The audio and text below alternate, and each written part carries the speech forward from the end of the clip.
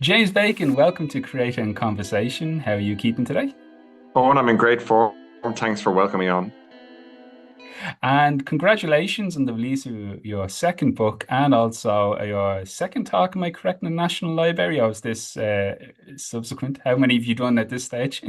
No, it was the first time I was very honored to give a presentation for the first time at the National Library. Previously, I've been on a panel discussing comics at the National Library, which, as you can imagine, is very special. It's such a recognition of comics in such a special place. The National Library of Ireland is an incredibly beautiful library, and they've got some amazing works, manuscripts, books, and comics. So I was absolutely honored to be able to give a talk about the banned comics that they have. So these are the comics that were banned, which now anybody can freely go in and read in the National Library. And that was a lot of fun because first off, it's about what's available to people, which I always love. I think that's really nice. And then the audience, of course, are very interested in comics. So you have the subject, the audience, and myself, all very excited about the subject, and that went very well. I'm very grateful to the National Library, and they work really hard in the National Library to bringing in new comics all the time. But also they've been brilliant, because they take older comics and they're building their collection, really working at it. Awesome. So let's take it back to the very beginning for us. We have a copy here of Irish Conflict and Comics, which you kindly gave us as well, which is fantastic. And that was released with Limit Break Comics, and that came out last year. So that's quick succession in between books. So let's go back to just your own origins. Not so much first as a fan, but in terms of tackling this subject matter, deciding that it was going to be a historical text and such. Were you a history student yourself, or did you come to this in a, how No, did? yeah, just I sort of always have loved the history of comics. Mhm, And, yeah. that's one of the things that, I think when you're a comic book reader and you're hanging out with other comic book readers, you inevitably hear about the history because it's such a rich history about comics, about Batman, about Superman, about comics that we grew up with. And then you, of course, get to meet people and hear about the stories behind the comics. So I've always been interested in that aspect, that historical aspect. And then I just felt like there was quite a lot of work which dealt with Irish conflict. And as I started getting interested in it, I gathered comics together. And some of the comics that I discuss in that book, I bought nearly 40 years ago. So it was a case of, these were comics which had gathered anyhow. And I just thought maybe there's more interest in these comics than just being on my shelf. And then once I started to look in depth about uh, comics which were touched by conflict, it became quite surprising. And again, in the National Library, I found a comic called Ghran, which is from 1934. And this was done by a guy called Joe Stanley, who's a fascinating man. And he was the press officer to Pádraic Pearse during the 1916 Rising. And there's a park named after him in Drogheda. And he said he was quite the industrious man. He was very interesting. He had a printing press during 1916. So my understanding is that he was bringing in uh, sort of newsletters and pamphlets and then taking away news from Pearse, going in and out of the GPO. Then in 1934, following on various things, he opened a cinema actually in Drogheda. But he then had a comic, the Grand comic, which was a mixture of, well, it was mostly comics which were brought in from abroad and then translated into English, and there were some Irish. So I started finding things like that which just fascinated me. And then when I was in the National Library, they have the cartoons, one might say, by Countess Markievicz, which are based on incidents during the Civil War. And it just started to grow then. I just started to find more things. And I was fascinated by it and I wanted to share it. And in sharing it, what I wanted to do was I wanted to say to uh, readers that this work exists. Here it is. There's pocket reviews of all the different works. Try and give some views, but mostly try to give as much accurate information about them as possible. Try and find out historically both their significance at the time and subsequently, and then to share for all readers, a good background to the works and the people involved, so that they can then find them, which is important, and read them, and then also judge for themselves, come to their own conclusions about the works. But just as a sort of a good starting point, and like I speak about over 300 comics, over 150 different stories in that book, all connected to Irish conflict. So just a start, I'm afraid. I'm sure there's more to be found. And in tackling the historiography of it, did you partner with a particular editor on the series, or are you offering it more as the way you put it there? This is just a text to help you to locate these available sources as well. Are you delving deeper into or did you hope to delve, or maybe in subsequent work delve deeper into the analysis, as it were? Yeah, well, with this, I think the key point for me was my aim was to try and bring the works to the fore. So a lot of the works are Hmm. already known, Web of Spider-Man and Iron Hmm. Fist, and they would be well known, and Troubled Souls, and so they would all be very well known stories. But it was about gathering all the works together, which used Irish conflict as a theme or mentioned it, and bring them all together and then discuss them and looking at them in detail. So it's quite a large book, as you know. It's a little bit of Hmm. a phone, really, at the end of the day. So I do go into depth about each of the stories. And I did say in the book that, if there were any comments or feedback or anything I should be adding, and people got in touch, which has been brilliant. And other war stories with Irish characters have come to the fore. And at some future stage, I'll update the book. I want to get around to it and do a second edition and add all those extra pieces of information. But it really, I sort of try to capture as much as possible. It's in that sense, it's a bit dense. There are illustrations, but try to give as much detail as possible, not just a checklist, but a very sort of comprehensive overview and then a deeper review of each of the stories. And is it available as an e-publication as well, or solely as a And no, print edition?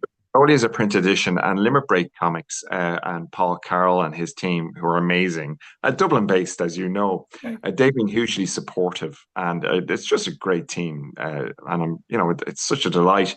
And it's available, for instance, I think at the moment in Little Deer Comics and also Subcity and Forbidden Planet. And it was also available in Big Bang and available through the Little Deer website.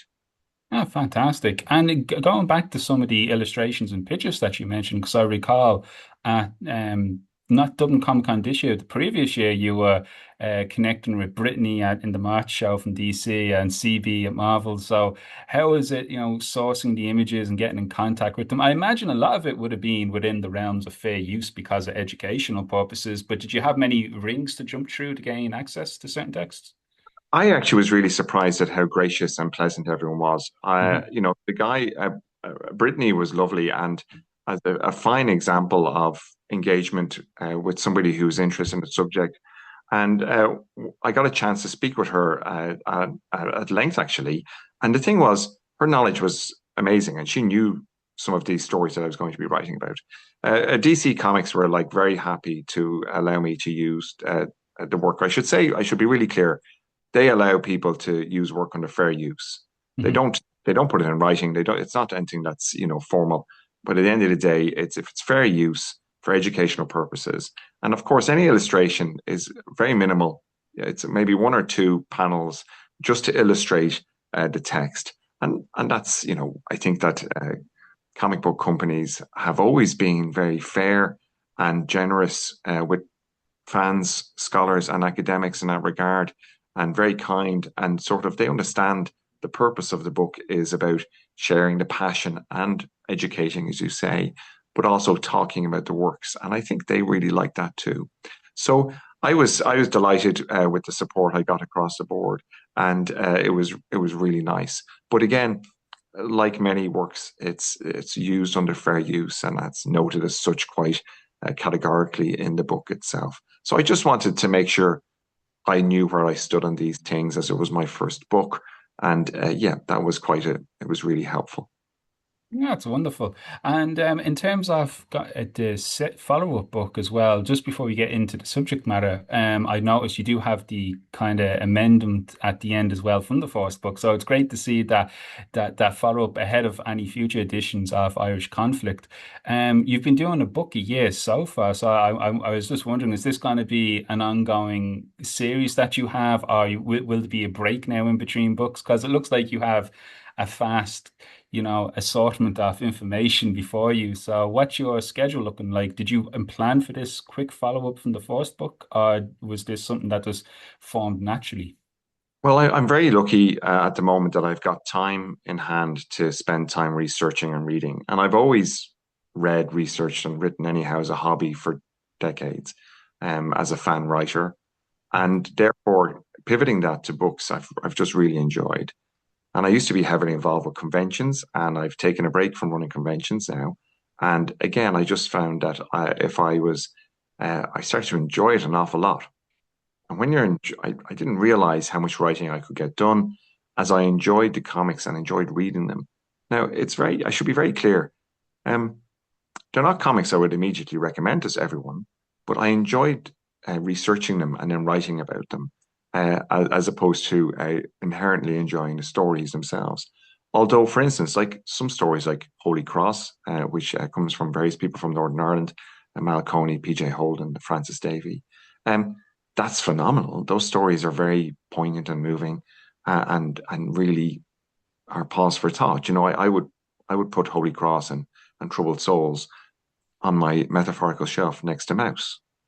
So they're really brilliant work. So I just really enjoyed it. So yeah, I'm surprised, but I'm also pulling out a sort of uh, a lot of research that I've already gathered. So there was always an interest on my part in these areas. So it's as if I'm just bringing together a lot of the work. So at the moment, I'm working on a book which is hopefully going to be entitled "Is It About Comics Now?" The O'Neill Comics, Censorship, and Cartoons. And that's growing out of the book that's just been released.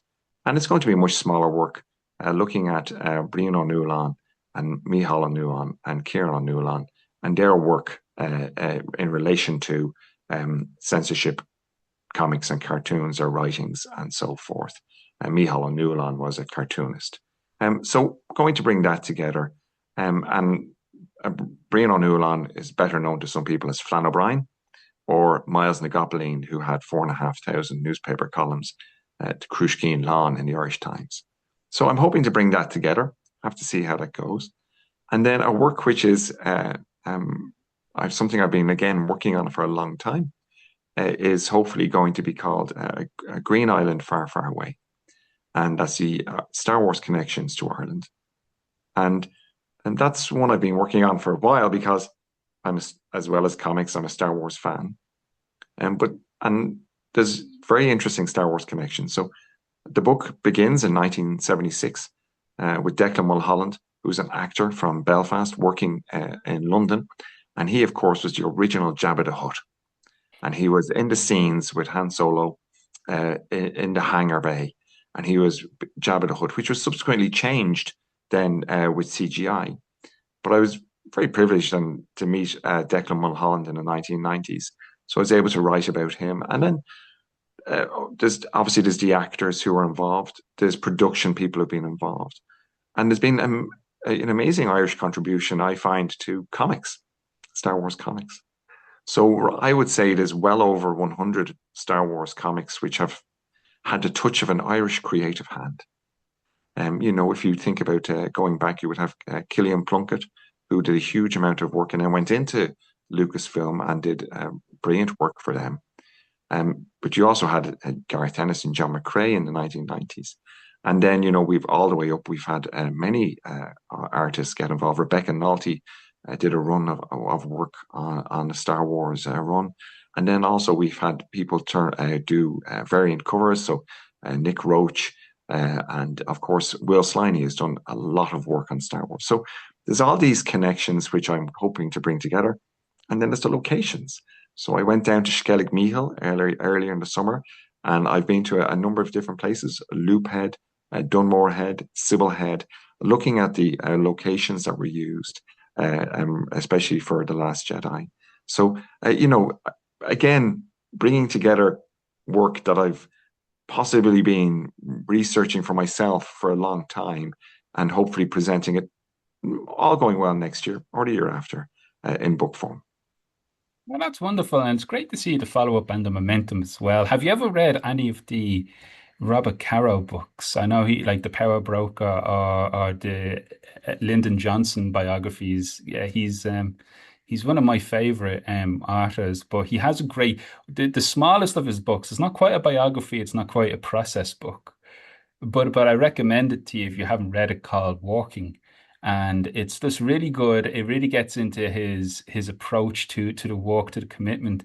And everything you've described to me there sounds akin to his process. Like when he really gets his teeth into something, he's meticulous, he likes the research. He once spent months relocating his family to the hill country so he could really understand what it was like for Lyndon Johnson when he grew up there. And then the local people would actually come out of their shells and talk to him. And it sounds like you're doing similar work and visiting the locations, visiting the actors and stuff. And no, that's wonderful to hear, and the passion behind it. So moving on then, I suppose, to your latest book. Everything here has been preamble leading up to today's book, which is great for everyone listening. Visit the Limit Break website, visit Little there. Check out your local Irish comic shop as well if you're in the Dublin-based area, and I'm sure you'll find Irish Conflict and the latest book as well. Can you give us the title for the latest one as well, James? The latest book is called A Sensual Cesspit of Iniquity, Comics and Censorship in 1950s Ireland. An essential cesspool of iniquity is a phrase that was used by a councillor from Bray Urban District Council to describe the situation about comics. And when I read that phrase, I immediately said that's the title of the book. Yeah, the book looks at this very interesting phase, which is common. There was a worldwide moral panic about comics in the 1950s. That is for sure. But Ireland had a very unique and singular experience, and there was definitely a different history to issues over certain publications in Ireland. So obviously during times of British rule, British publications would propagandize. They would be seen as the voice of Britain. They would be seen also as a tool of perhaps even misinformation by many. And therefore, there was a dislike of foreign publications in Ireland in many quarters. And at the time of the Free State, there was a lot of unhappiness about some foreign publications. There were vigilance committees. There were organizations which went around to speak to sellers of periodicals, encouraging them to stop selling British periodicals. But people found some of these newspapers enjoyable, and so it persisted. But that brought about demands for some form of censorship. And basically then the Committee on Evil Literature was brought about, which was a government set up committee to look at the situation, and it heard evidence. And most of that evidence would have been about what was called at the time propaganda against conception. So it was about a reproductive well-being, as we would know it now. And basically there was a lot of anger and dislike of anything along those lines. So the Committee of Evil Literature, or my Committee on Evil Literature, gave its report after a number of years, or after about a year, and then censorship came in then in the end of 1929 and started in 1930.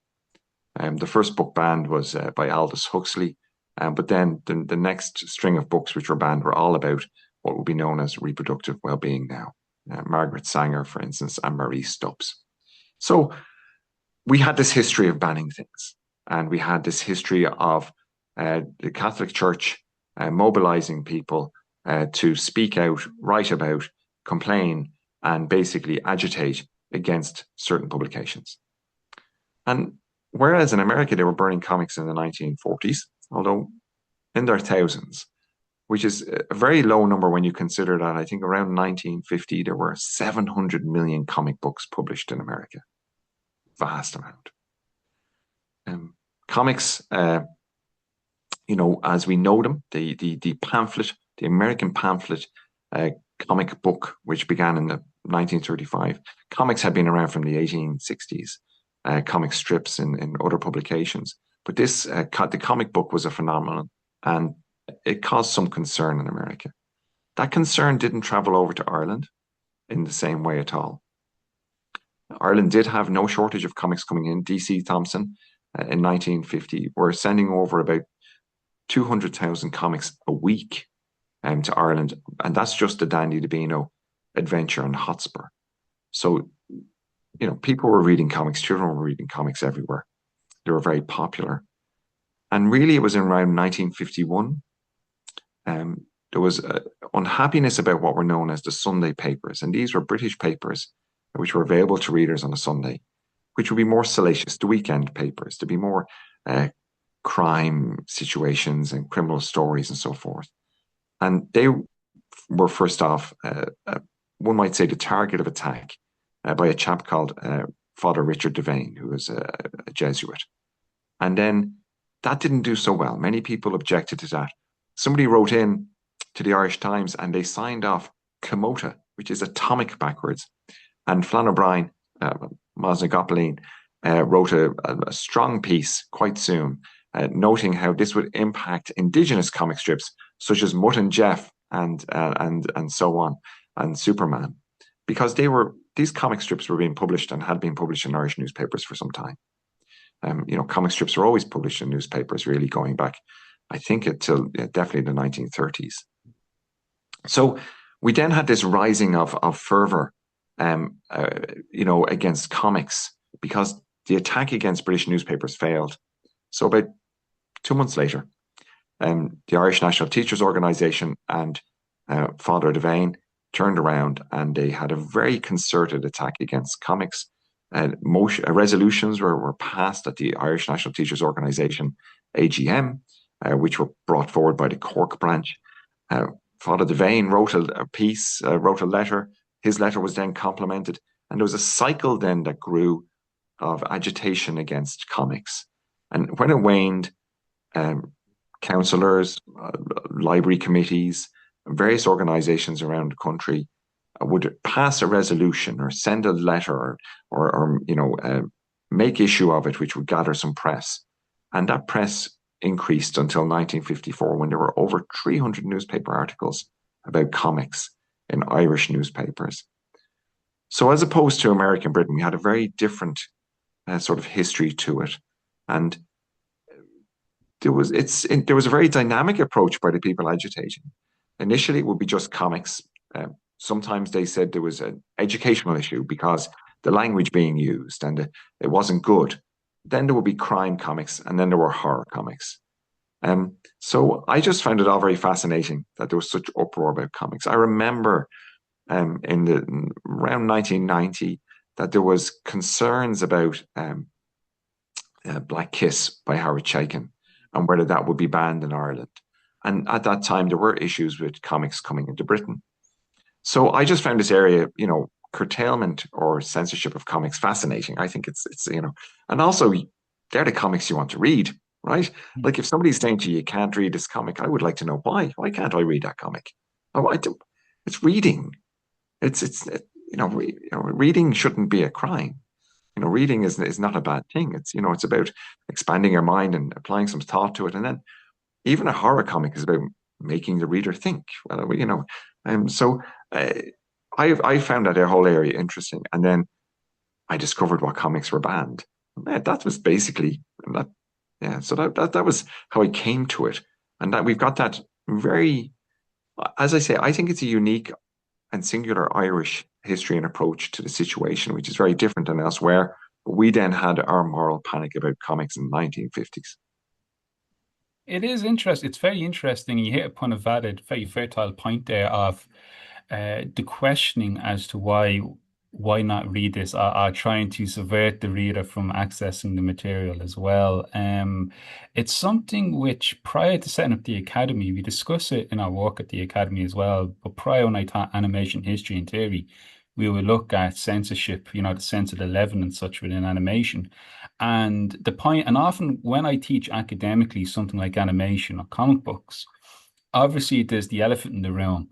Are we being too serious? Are we looking into this too much? And it's not that it's an invalid question, but the counterpoint to it is a weighty one, which is it's very easy to dismiss something, but then the stories that we tell inspire us, entertain us, communicate. It's where we learn our most earliest forms of morality is through storytelling as well.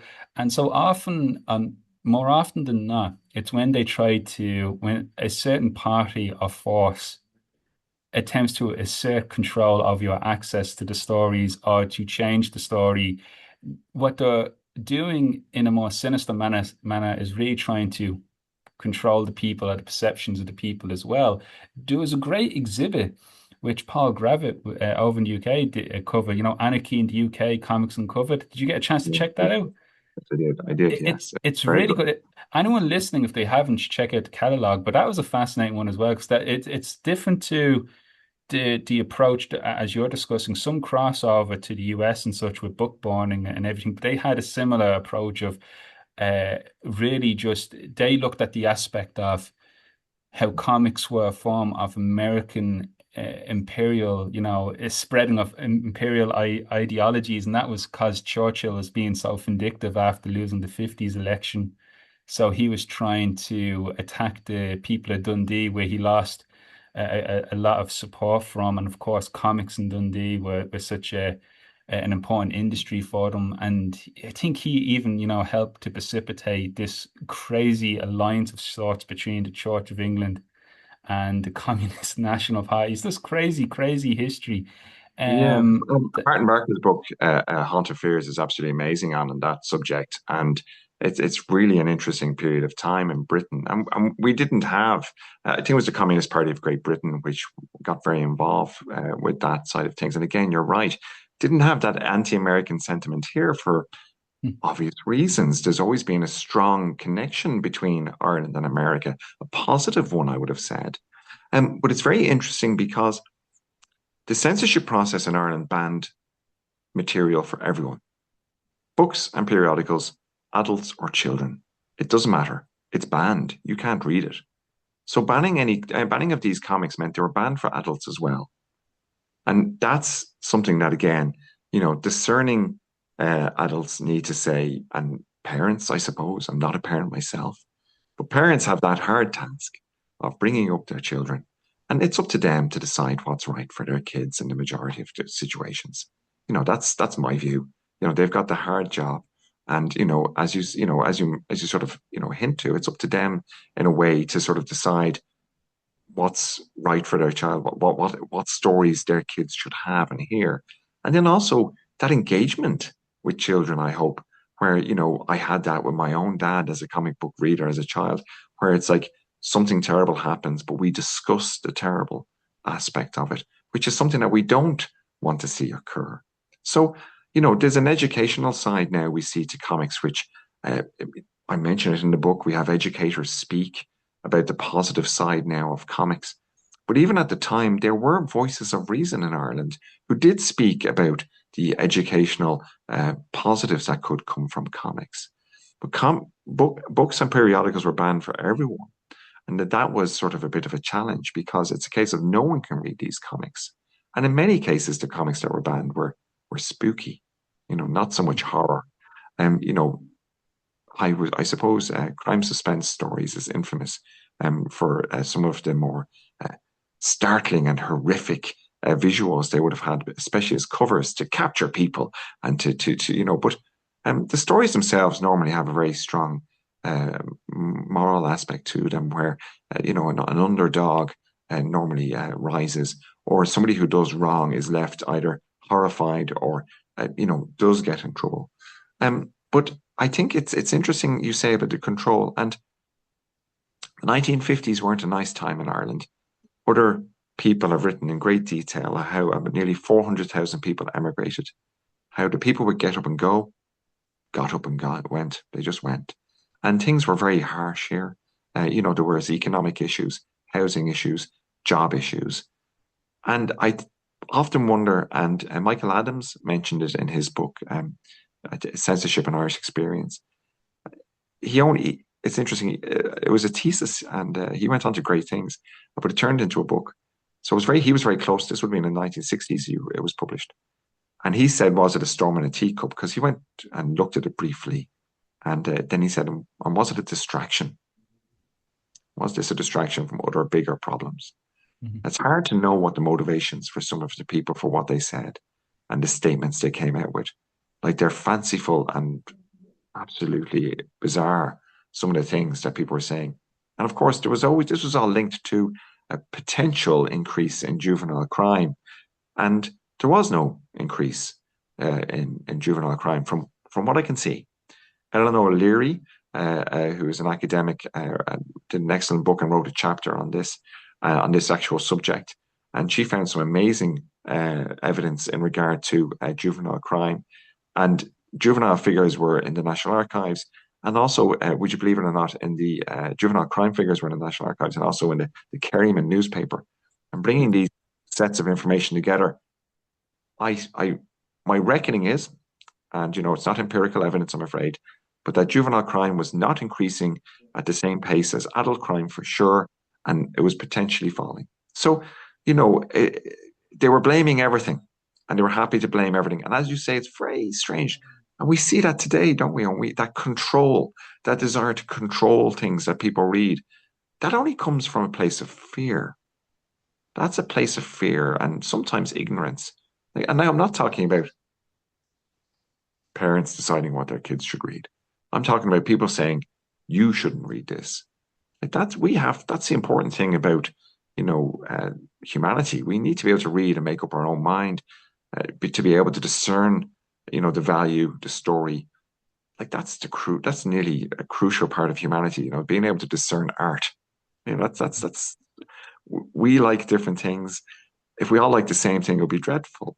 And I think that's really important in comics, especially. It's very hard to meet the same two people who exactly love all the same comics. We always have our favorites and our likes and dislikes, and I think that's really important. And when you start to try and control things, I think that starts to shut some of that thought down. Yeah, absolutely. And as far like we're the only species on this planet who can appreciate art, in that manner. And at this time of recording, we're the only known species in existence who can appreciate, art. So it is part of the human experience for sure. So that's why it is important. We can't limit ourselves in that regard. Let's talk a little bit about the relationship with the National Library, because at the start you were saying last year you were part of a panel, this year you gave your solo presentation, and throughout the books, both books, you had a debt of gratitude to express to the staff of the National Library, and you're mentioning they've been very supportive throughout your experience. So and of course, not to bury the lead, but there's even the James Bacon collection at the National Library as well, a collection named after yourself for some of the various donations made from comics to the library. So, how did this relationship begin? Were you already, an active member of the library going in to read, or did you connect more with them as you began working on the book? Yeah, I've always enjoyed going into the library for a variety of different reasons over the years. And the National Library is an incredible resource. So it's an archive library, so you can't borrow anything. But they have a phenomenal reading room, which is absolutely amazing. It's a high vaulted ceiling, a circular room, and it's just absolutely amazing. It feels like a cathedral to literature. And I mean all literature, comics, books, magazines, newspapers, it's all there. And of course, and they've got manuscripts and they've got a wide variety of things.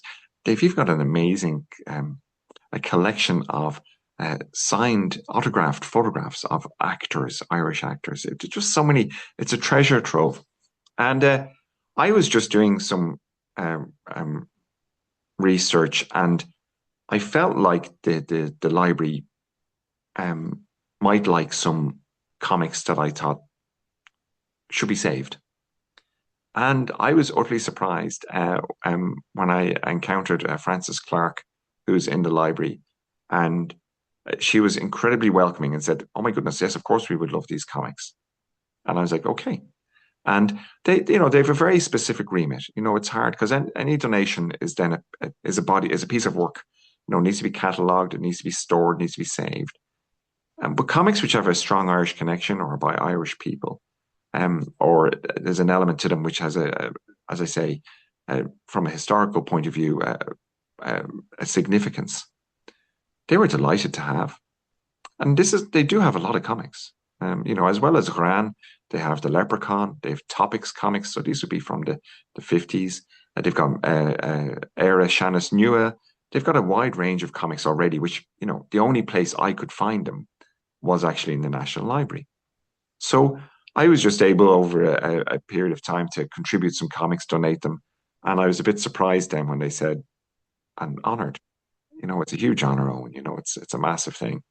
That they said, we're going to name this collection now after you. I was just really surprised.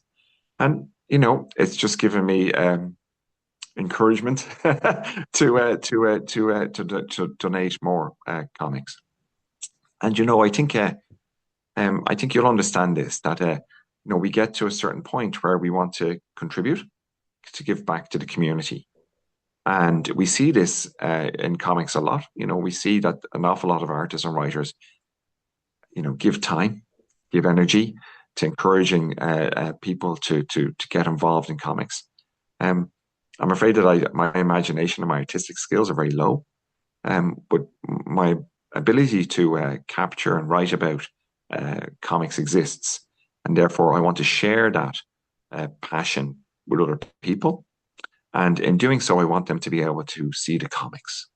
That's really important. We have to save these things for people in the future. When you're taking out a comic that's 90 years old in the National Library and you're looking at it, that's very special. And that facility is amazing. So for me, it's just about a very small contribution on my part to what's there. I'm incredibly honored. And then, the team, they're very aware. Like, they have talks continuously. There's so many talks in the National Library. So I would encourage anybody viewing this to look at the National Library website and to see their events, because they have a huge amount of events going on during the course of the year, and many brilliant ones, really interesting. And they also have exhibitions, and they have a touring exhibition and various other things going on. They do lots of work. So they just are very committed to sharing the appreciation and passion for especially Irish literature in all its forms. And I'm just really honored to be able to contribute a tiny bit to that. It's only a small piece, but I was absolutely honored by that recognition, of course. And then honored to be asked to talk about comics in the National Library on a panel. And then because I was engaged just in conversation with the team there, and it came up about my research about the banned comics, and they felt that would be a really interesting subject to give a presentation on. So it just fell together quite well.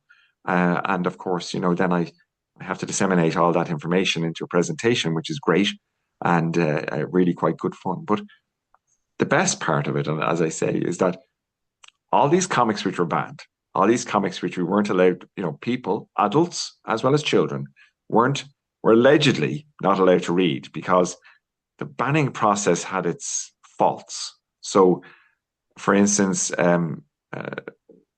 Tales from the Vault is entitled as Terror Tales from the Vault because they included the terror from the corner box, and there were other mistakes. So they banned Monster Frankenstein instead of Frankenstein. I'm not really sure whether people then went out and sought these comics, and many of these comics had been out of print.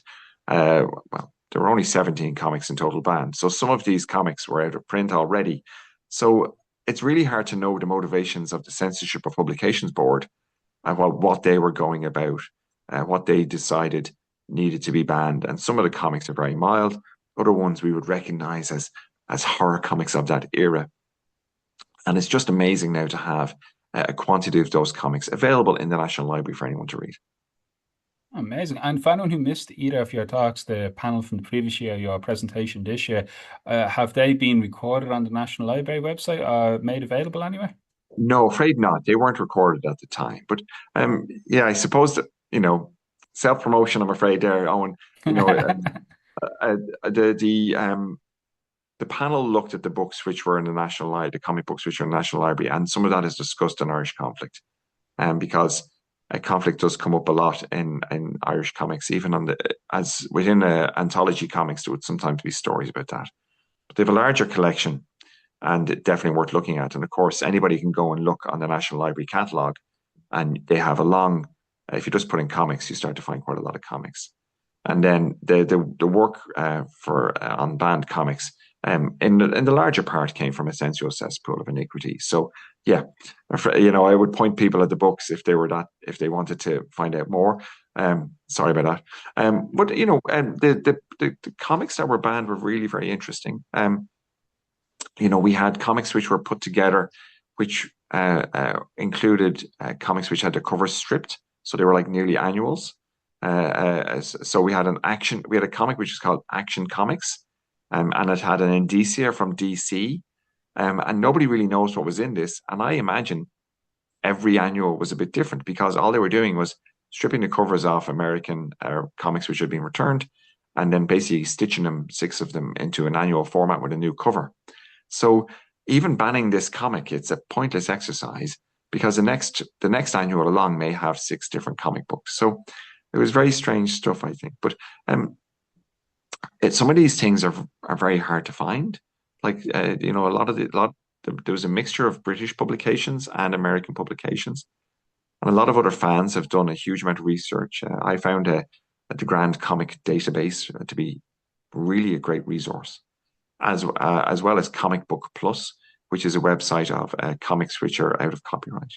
And it's about, I was able to source and find out where stories in British publications came from. So the National Library may have the American edition, but it's basically a reprint then. So you're still seeing and reading the stories that were banned, and that's important. Yeah, absolutely. And what's up next for yourself, James? Do you have any future panels or talks or convention appearances or anything where folks want to see you speak or participate in an event? Where would they catch you? Well, as Sinead McCool said at the National Library, it was a week of comics because after the presentation about banned comics at the National Library of Ireland, I then went to Dublin Comic Con and I gave a presentation on Irish republicanism in comics, and again bringing that together. So that was really excellent, and I often find the questions at Dublin Comic Con from the fans gathered really good. Questions about politics, questions about history, and it's amazing to have that some of the questions that came up on that subject, especially, that was very engaging. But after two presentations in the course of a week, thankfully, no other plans right now except going to comic conventions, and I had such a great time at Dublin Comic Con. You know it well yourself, and we're living in a sort of. I feel like I'm living in one of the greatest times for comics because we've got this a strong presence of Irish creatives. We've got this. We've had wave after wave of Irish creatives coming to the fore internationally and with homegrown comics, and it's just absolutely amazing. And from my perspective, it's like this. There's so many new up and coming artists just in the last 5 to 7 years. Then there was a wave previously of comic artists who are now well established. And then previously to that, we had the likes of Gareth Ennis and Killian Plunkett and John McRae. And before that, Will Simpson and Davy Francis. But, we've at the moment, we're in a really good time for comics. So, I think it's for me, maybe a couple more conventions, but nothing in the schedule yet. I lie. I definitely Dublin Comic Con in March. It's the home city, and I really thoroughly enjoy it. So, but yeah, no more presentations for the moment. I'm going to focus on writing, gathering all the research together for two books I'm working on now, and that will be my focus. Great. And is there any particular channel that folks can find you on if they want to, keep in touch or catch the latest updates on your projects? Where would you direct Uh, them? Limit Break Comics are the publisher at the moment of my books, and the Flann O'Brien book will be published by Phantasmagoria from Belfast, So I would just say keep an eye on the Limerick Break socials. They're also publishing lots of comics, Mhm. which is brilliant, and books. So they've got prose and comics coming out, and there's quite a collective, quite an interesting group of people, and bringing a really thoughtful and good work. And that's really nice. We didn't have much of that when I was growing up with comics. Mhm. And I can't like it's hard to fathom that we even have something as fantastic as Task. Like anybody who was interested in uh, comics were naturally drawn to Ballyfermot, which was amazing. And obviously at that stage there was Don Bluth there near the Phoenix Park. And but Ballyfermot was definitely a sort of a heat sink for the creative people. But no, as I say, it's just you know, you, it's been an absolute time of growth in Ireland in both production, interest, and studies. And as I say, like it's phenomenal that something like Task now exists in my mind. I couldn't imagine something like that, in the late '80s, and it's just amazing. So, yeah, no, Limit Break are one of many Irish comic publishers, as you know, and that's the place to check it out. But I would say that I would encourage anyone to go to both Dublin Comic Con and DCAF, the Dublin Comic Arts Festival, and just look at the homegrown work that's available. Like I'm always astonished by the caliber. I picked up Debbie Jenkinson's most recent work, and another cracking comic book storyteller. And we're just surrounded at the moment. I think we've just got so many great storytellers and so many great artists. And yeah, so that's about it. For me, I'll be just focusing on the book. The channels to look to would be Limit Break Comics, and I'll be sort of reading comics and writing about them. That's Awesome. amazing. Amazing. Well, best of luck with everything, James. Thanks so much for taking the time to speak with us today. And for everyone, check out Limit Break Comics for both books from James and more to come from the future. Thanks so much.